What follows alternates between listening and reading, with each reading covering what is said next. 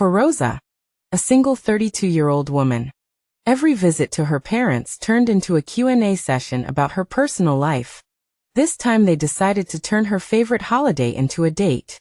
Rosa knew it was time to put an end to this, though she didn't yet know exactly how it would end up.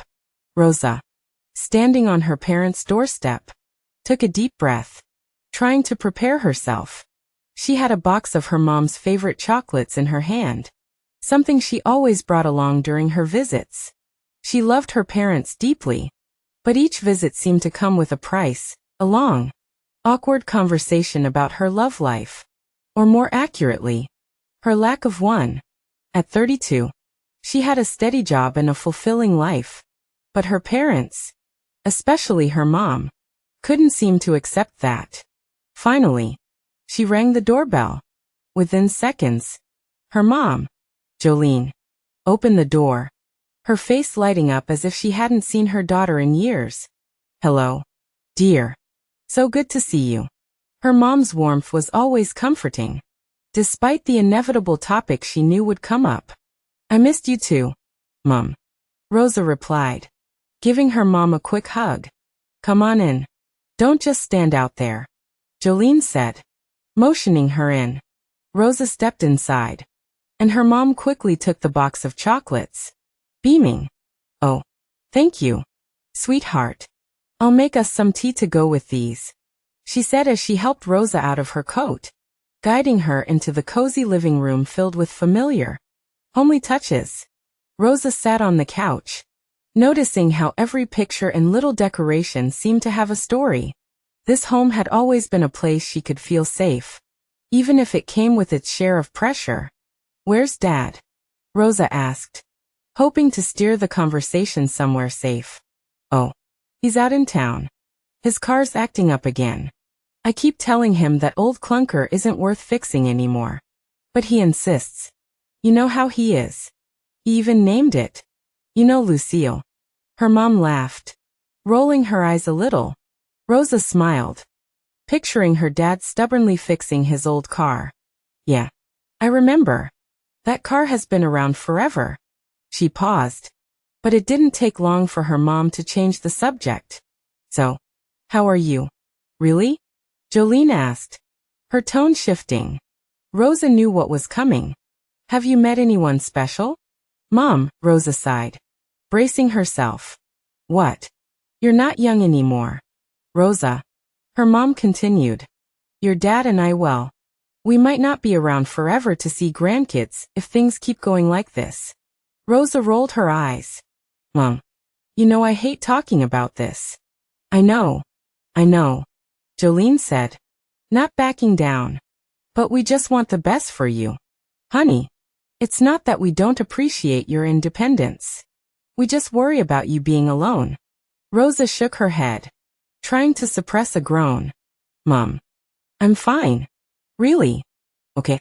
But listen," Jolene went on. "Just the other day, we ran into the Petersons. They stopped by. And guess who was with them? Their son, Robert." "Oh no. Don't start with Robert again," Rosa said, sighing. "He's a good man," her mom argued, looking genuinely enthusiastic. Rosa crossed her arms. "The last time I saw him, he was like 14 years old. I barely remember him. And you two got along so well back then," Jolene insisted. "I don't see why you wouldn't even consider giving him a chance." "Mom," Rosa said firmly, "you're acting like I'm some kind of product that you get to arrange for someone." "Oh, sweetheart, it's not like that," her mom replied, softening her tone. "We just want to help. In fact, we even invited the Petersons over for Thanksgiving dinner." Rosa's eyes widened. "Oh no, Mom. Seriously? Don't worry. It's nothing serious. Just a casual meetup," Jolene tried to assure her. "Maybe something will change. Who knows?" Rosa put her face in her hands, exasperated. "I wouldn't be surprised if you pulled out a wedding dress for me at this point." Jolene chuckled. "Oh, come on. I'm not asking for a wedding on the spot. Just a simple dinner. Give it a chance. Honey." Rosa let out a sigh, feeling defeated. Thanksgiving dinner was shaping up to be anything but relaxing. But she knew there was no escaping it now. She just hoped it wouldn't be as unbearable as she feared. Thanksgiving had arrived. And once again, Rosa found herself standing on her parents' doorstep, frozen with nerves. She took a deep breath, hesitating as she heard voices and laughter drifting from inside. "Okay, Rosa," she muttered to herself. "It's just dinner. You can get through this." Finally, she knocked, and within seconds, the door swung open to reveal her mother, already beaming. "Come on in, Rosa. The Petersons are already here," Jolene exclaimed, her eyes sparkling with excitement. Rosa forced a polite smile and stepped inside, feeling the warm aroma of roasted turkey and spices fill her senses. As she walked toward the dining room, she spotted the table, lavishly set with an assortment of holiday dishes. Her father was mid-story, his voice carrying the kind of charm that always kept people listening. "And that's why I never agreed to give my boss a ride home again," her dad finished with a laugh, his story met by chuckles from everyone at the table. Around it sat the Petersons, and right beside the empty chair reserved for her, there he was, Robert, grown up, clean-shaven, and looking surprisingly at ease. "Rosa, darling, come over here. We've been waiting for you," her father called, waving her over with a big grin. The others looked up, smiling warmly, and Robert nodded politely, making her feel both welcome and awkward. Coming, she replied, taking a seat next to Robert. His friendly smile made her feel oddly nervous, and she found herself glancing away, hoping no one would notice. "Please don't make a big deal out of this," she thought, but her hopes were quickly dashed. As dinner continued, her parents and the Petersons laughed and shared more stories, with everyone enjoying the warmth and spirit of the holiday. Yet, inevitably, the conversation circled back to Rosa and Robert. Her father, with a mischievous grin, glanced over at them. "By the way, Robert," he said, "I see you and Rosa have already made a connection, sitting so close together." His tone was casual, but Rosa could sense the not-so-subtle implication. Rosa rolled her eyes and muttered, "Dad, you're the one who seated us here." Her mother joined in, chuckling. "Oh, come on, Rosa. You're a grown woman but still shy as ever, just like when you were a little girl." Hearing her parents tease her like that in front of everyone was the last straw. She felt her face flush as frustration bubbled up inside her. The entire evening felt more like a staged date than a holiday celebration with family. It wasn't fair, and she'd had enough. "That's enough," she said, pushing her chair back as she stood up. "You've turned a family holiday into a blind date. I don't want any part of this. Thanks for ruining my holiday." Without another word, Rosa hurried out of the dining room, heading straight for the yard. The cool air hit her face as she stepped outside, but it did little to soothe her.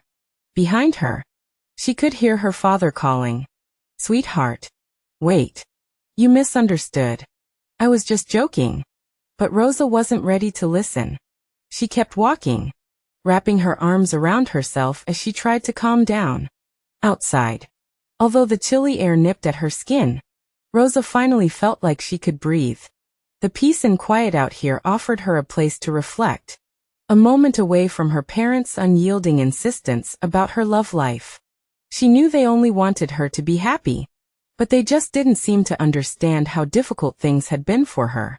With each heartbreak, she had found herself alone, crying into her pillow, wondering if she'd ever find someone who understood her.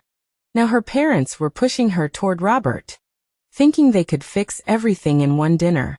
Footsteps broke the silence, and Rosa sighed, preparing herself for the inevitable lecture from her mom.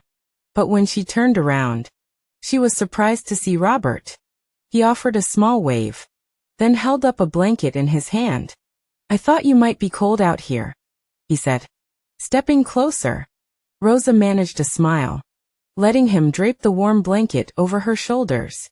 "Thanks, Robert. That's thoughtful of you." He gave a quick nod, then started to turn back toward the house.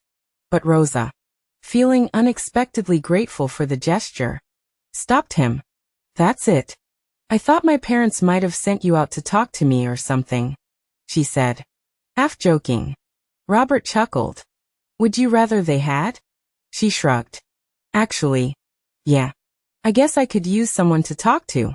"All right," he replied, smiling. "I wasn't in a rush to go back in there anyway." "Why not?"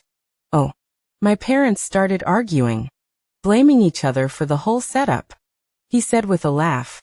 "It's been the perfect Thanksgiving." "Right." Rosa rolled her eyes. "Tell me about it." "But I was actually enjoying the night until all that started. I'll admit, my dad tells a good story." "He does," Robert agreed, his face warm. "I'd listen to your stories, too, though." Rosa laughed softly, surprised. "Really? Well, maybe I'll tell you a few someday. But first, let's get back in there and calm our parents down. It's too nice a holiday to spend it fighting."